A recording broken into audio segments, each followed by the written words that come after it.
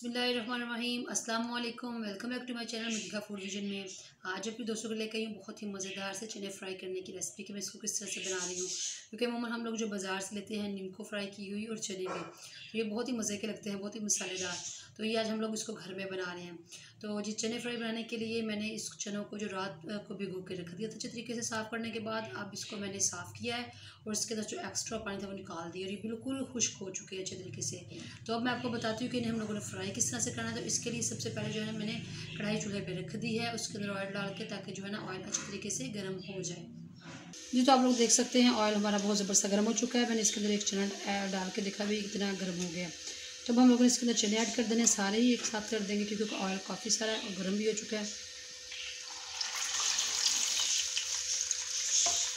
और मीडियम आंच पे हम लोगों ने इसको फ्राई कर लेना है। ये तो आप लोग देख सकते हैं चने हमारे फ्राई हो चुके हैं, ये सारे ऊपर आ गए हैं। तो इसकी निशानी होती है फ्राई होने की कि जब चने ऊपर आ जाए ना फूल के ऑयल के ऊपर, तो वो फ्राई हो चुके हैं।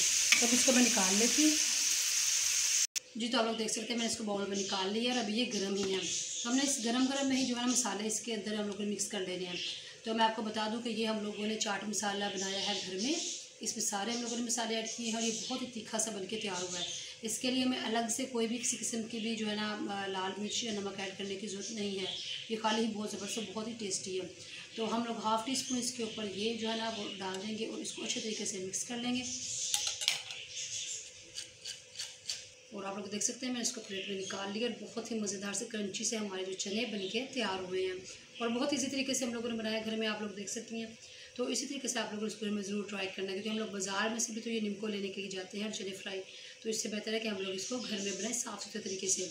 तो ये बहुत इसी तरीके से हम लोगों ने आप लोगों को यानी कि जो बताया, तो आप लोगों को इसको ज़रूर घर में ट्राई करना। मुझे कमेंट सेक्शन में बताना है कि आप लोगों को हमारी रेसिपी कैसी लगी। वीडियो अच्छी लगी हो तो इसको लाइक करें, शेयर करें। जो लोग नए हैं मेरे चैनल पे काइंडली चैनल को सब्सक्राइब करना मत भूलिएगा।